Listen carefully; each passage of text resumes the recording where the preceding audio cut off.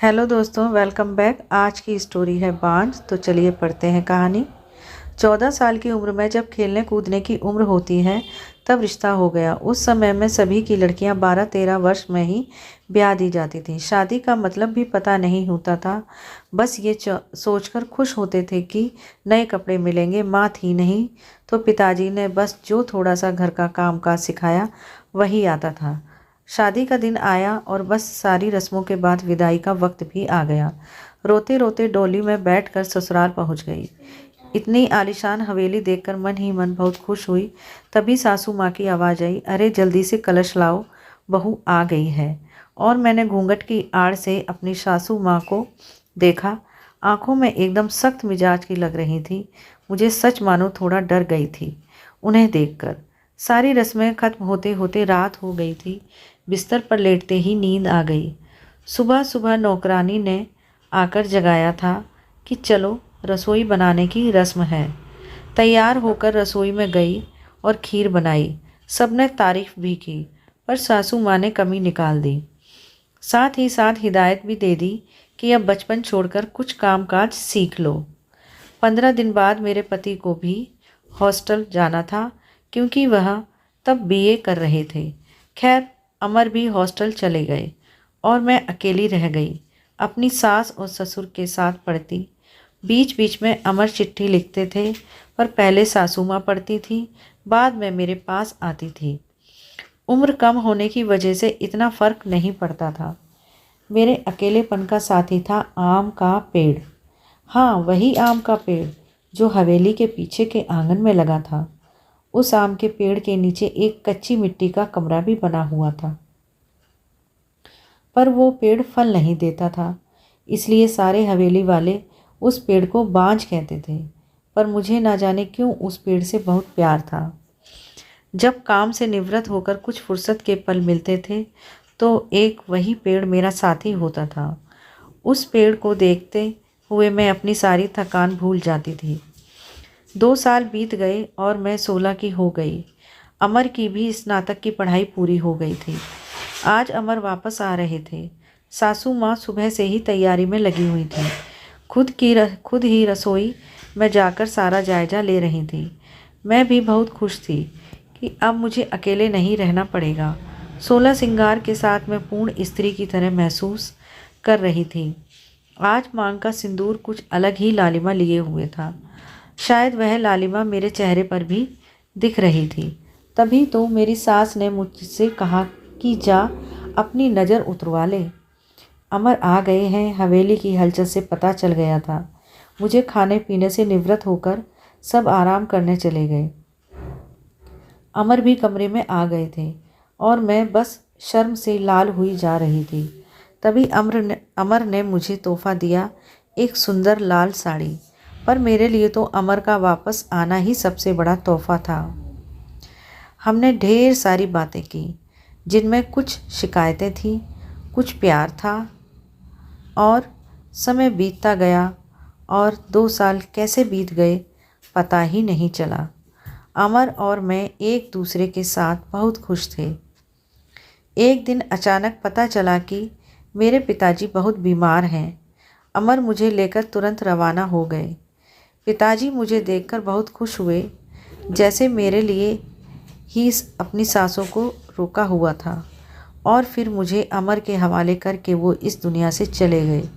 भीगी आंखों से अपने पिताजी को विदा किया। अब मेरा सब कुछ अमर और उनका परिवार ही था। समय गुजरता गया और अमर ने अपनी लॉ की पढ़ाई भी पूरी कर ली और अब वो सरकारी वकील कहलाने लगे थे। पर भगवान ने मुझे अभी संतान सुख नहीं दिया था। अभी तो सासू माँ दबी जुबान में बोलती थी, पर धीरे धीरे उन्होंने अपना रुख कड़ा कर लिया था। मैं बहुत डर रही थी। अमर बहुत व्यस्त रहते थे अपने काम में, सो वो मेरे पीछे सारा दिन पड़ी रहती। धीरे धीरे सारे गांव में ये बात फैल गई कि हवेली की बहू बांझ है। तीर की तरह चुभता था ये शब्द, पर कुछ कह नहीं पाती थी। सिर्फ आंसुओं से दिल हल्का करती थी। अमर मुझे दिलासा देते थे, पर लोगों का व्यवहार अंदर ही अंदर मुझे खोखला कर रहा था। अभी मेरी उम्र ही क्या थी, सिर्फ 19 साल, और लोगों ने मुझे बांझ बना दिया। बचपन से ही शरीर से दुबली पतली थी मैं। फिर माँ के मरने के बाद ठीक से पालन पोषण भी नहीं हो पाया था। एक दिन अमर जब दोपहर के खाने पर घर आए तो सासू माँ ने फरमान सुना दिया कि हम अमर की दूसरी शादी करेंगे। उफ, इतना बड़ा धोखा अमर कैसे दे सकते हैं मुझे? नहीं, ऐसा नहीं हो सकता। बत्ती बुझा दो, मुझे सोना है। अमर, कुछ बात करनी है आपसे। मैं थक गया हूँ धानी, मुझे सोने दो। अमर, क्या आप दूसरी शादी करेंगे? धानी, मैंने कहा ना, सोने दो मुझे, थक गया हूँ मैं तुम सब लोगों की चिक-चिक सुनते सुनते। उधर माँ है और इधर तुम। परेशान हो गया हूँ मैं। मन करता है आत्महत्या कर लूँ। नहीं अमर, ऐसा मत कहिए। धानी ने अमर के मुंह पर हाथ रखते हुए कहा। आपके अलावा अब कौन है मेरा? धानी करवट लेकर सारी रात आंसू बहाती रही और जब सुबह उठी तो एक टूटी हुई औरत बनकर, जो मजबूर होकर हर चीज़ से समझौता कर लेती है। सारी रात यही सोचती रही कि शायद अमर ने भी मौन स्वीकृति दे दी है दूसरी शादी के लिए, पर उसे ये कहाँ मालूम था कि उसकी माँ ने किस हद तक उसे मजबूर किया है दूसरी शादी के लिए। 1 महीने के अंदर ही अंदर अमर की दूसरी शादी गेंदा से हो गई। गेंदा अमर की माँ की दूर के रिश्तेदार की बेटी है। धानी अपना सामान पीछे वाले कमरे में रख ले। आज से गेंदा इस कमरे में रहेगी अमर के साथ, सासू माँ ने हाथ नचाते हुए कहा। कैसे छोड़ दूँ ये कमरा? नहीं, ये मेरा कमरा है, जिसे जहाँ जाना है जाए। पर फिर ख्याल आया कि जो ब्याह कर इस घर में लाया था, जब वही मेरा नहीं है तो ये कमरा कैसे मेरा हो सकता है? ऐसा सोचते हुए आंखों में आंसुओं का सैलाब उमड़ पड़ा। सिंदूर की डिब्बी और कुछ कपड़े लेकर उस कच्ची मिट्टी के कमरे की तरफ बढ़ गई। सामान एक कोने में रख कर खिड़की पर बैठ गई और उस आम के पेड़ को देखते हुए उसको निहारने लगी। इसे कुछ कम हो जाएगा, किस्मत कहूँ या कुछ और की, आज मेरी हालत भी इस पेड़ की तरह हो गई है। अकेला, बेसहारा, जैसे ये अभी तक अपने अस्तित्व को बचाने में सफल रहा है। क्या मैं इसकी तरह अडिग और मजबूत रह सकूंगी, या फिर किसी कमज़ोर लता की तरह मुरझा जाऊंगी और अपना अस्तित्व खो दूंगी? नहीं, ऐसा नहीं होगा। मैं मजबूत रहूंगी। जब ये बेजुबान पेड़ सबसे लड़ सकता है तो मैं क्यों नहीं? अपने विचार श्रृंखला से बाहर आते ही मैंने अपने आप को संभाला और हर स्थिति से लड़ने के लिए तैयार किया। दिन गुजरते गए और मैंने घर के कामों में अपने आप को व्यस्त कर लिया। अपनी कोठरी के आसपास खूब सारे पेड़ लगाए और बाकी बचे हुए समय में उन पेड़ों की देखभाल करने लगी। साथ ही उस आम के पेड़ की खास देखभाल करती थी। गेंदा एक सुलझी हुई लड़की है जो अब भी मुझसे बात करने के लिए आती। मेरी सासू माँ उसे बहाने से बुला लेती। अमर पहले से भी ज़्यादा व्यस्त रहने लगे थे।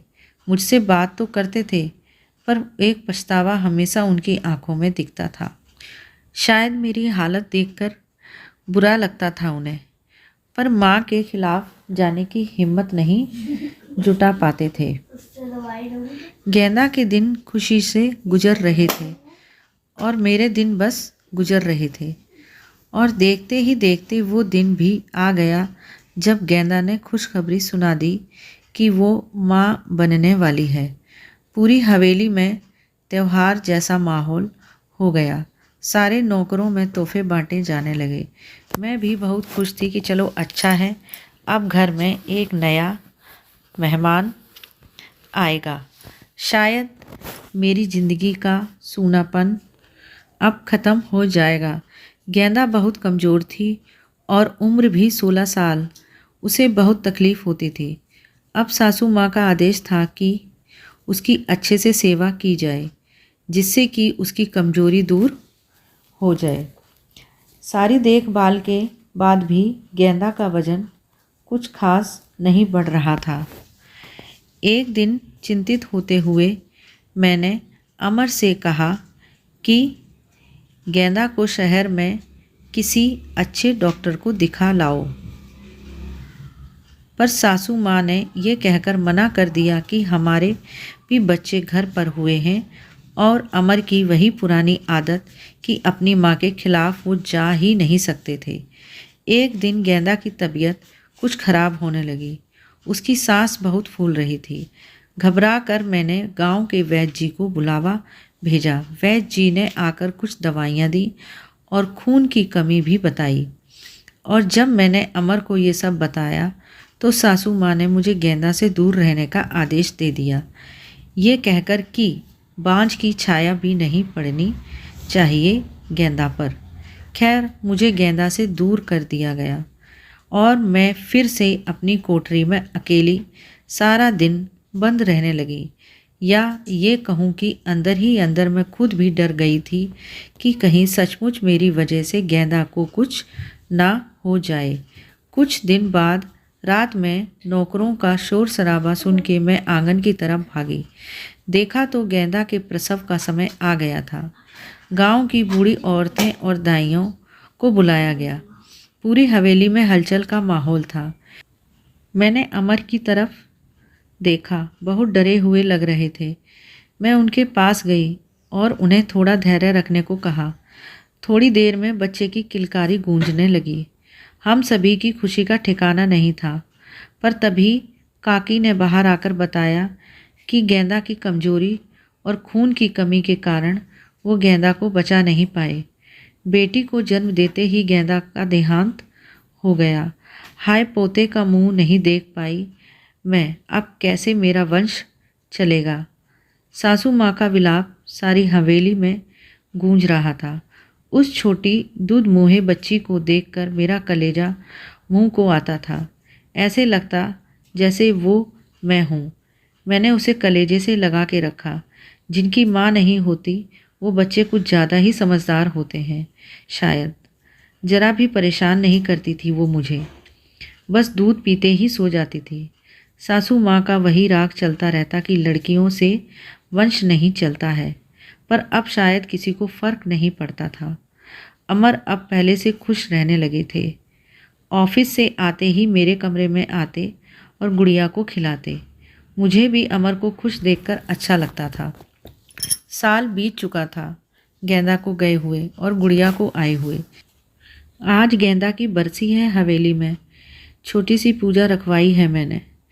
पंडित जी के आते ही सासू माँ ने प्रश्न किया कि क्या मैं जीते जी पोते का मुंह देख पाऊंगी, और पंडित जी ने उसके लिए कुछ गृह शांति के उपाय बताए। सासू माँ चल दी पंडित जी को हवेली दिखाने और सारी हवेली की शुद्धिकरण कराने। मेरी कोठरी के पास भी गई और पंडित जी को वहाँ जो बांझ का पेड़ भी दिखाया। पेड़ देखते ही पंडित जी का मुंह बन गया और उन्होंने कहना शुरू कर दिया कि इसी मनहूस पेड़ की वजह से हमारे घर में बेटा नहीं है। जितनी जल्दी हो सके इसे कटवा दो। अब मेरे बर्दाश्त की हद हो चुकी थी। मैंने अमर की तरफ देखा। मुझे कुछ समझ नहीं आ रहा था कि मैं क्या करूं, कैसे अपने सुख दुख के साथी को बचाऊं। जैसे ही वो कुल्हाड़ी लेकर पेड़ काटने आगे बढ़ने लगे, मैं फुर्ती से भागकर उस पेड़ से लिपट गई और विनती करने लगी कि पेड़ को छोड़ दो, पर वो लोग नहीं मान रहे थे। मैं रोती जा रही थी, पर किसी को तरस नहीं आ रहा था। तभी किसी ने मुझे खींचकर धक्का दिया और मेरा सिर पत्थर से टकरा गया। सिर से खून की धार निकल रही थी। ये देखकर अमर से रहा नहीं गया और उन्होंने सबको वहाँ से हटा दिया और मुझे तुरंत अस्पताल ले गए। मलहम पट्टी के बाद मुझे कुछ होश आया। डॉक्टर साहिबा सामने खड़ी थी और अमर को कुछ समझा रही थी। सासू माँ भी वहीं थी और उनके चेहरे से पता चल रहा था कि उन्हें अपने किए पर अफसोस है। डॉक्टर, क्या अब मैं इसे घर ले जा सकते हैं? अमर ने पूछा। हाँ, अब आप इन्हें घर ले जा सकते हैं, पर ख्याल रखिएगा कि अब ऐसा दोबारा ना हो, क्योंकि ऐसी हालत में ऐसे गिरना ठीक नहीं होता। ऐसी हालत? डॉक्टर, क्या हुआ है इसे? अमर ने घबराते हुए डॉक्टर से पूछा। अरे, आप लोगों को यह नहीं पता? अब ये माँ बनने वाली है, तो इनका अच्छे से ख्याल रखिएगा। ये सुनकर किसी को भी यकीन नहीं हुआ। सब बस एक दूसरे को देखे जा रहे थे और मैं तो बिल्कुल यकीन नहीं कर पा रही थी कि ऐसा कैसे हो गया। सासू माँ की आंखों में पछतावे के आंसू थे। मेरे सर पर हाथ रखकर बस इतना ही कह सकी, मुझे माफ़ कर दो। और मैं मुस्कुराकर उनसे लिपट गई, जैसे मैं अपनी माँ से लिपटी हूँ। पूरे 9 महीने मेरी सासू माँ ने मेरा बहुत ख्याल रखा और मैंने उस पेड़ का। आज मेरी डिलीवरी होनी थी। सासू माँ समय से मुझे अस्पताल ले गईं ताकि जो गलती उन्होंने गेंदा के समय की थी वो अब ना हो। बधाई हो, आपके पोता हुआ है। नर्स ने सासू माँ को खबर सुनाई और सासू माँ ने हाथ से अंगूठी निकालकर नर्स को पकड़ा दी। वो खुश थी, पर इस वजह से नहीं कि पोता हुआ है, बल्कि इस बात पर कि मैं बिल्कुल ठीक हूँ। हवेली में धूमधाम थी। सब खुश थे कि हमारा परिवार पूर्ण हो गया था बेटी और बेटे के आने से। और एक खुशी कहीं और भी पनप रही थी। वो उस आम के पेड़ पर फल आ रहे थे जिसे सब बांझ कहकर बुलाते थे। शायद हम बहुत जल्दी चिंता करने लगते हैं फल मिलने की, पर हर चीज़ का एक समय होता है। कुपोषित शरीर हो या पेड़, दोनों ही फल नहीं देते हैं। तो दोस्तों, कैसी लगी आपको ये कहानी? आशा करती हूँ आपको ये कहानी पसंद आई होगी। अगर आपको ये कहानी पसंद आई हो तो प्लीज़ कमेंट बॉक्स में लिखें और चैनल को सब्सक्राइब करके बेल आइकन को प्रेस करें, जिससे आगे आने वाली स्टोरी आपको टाइम से मिल जाए।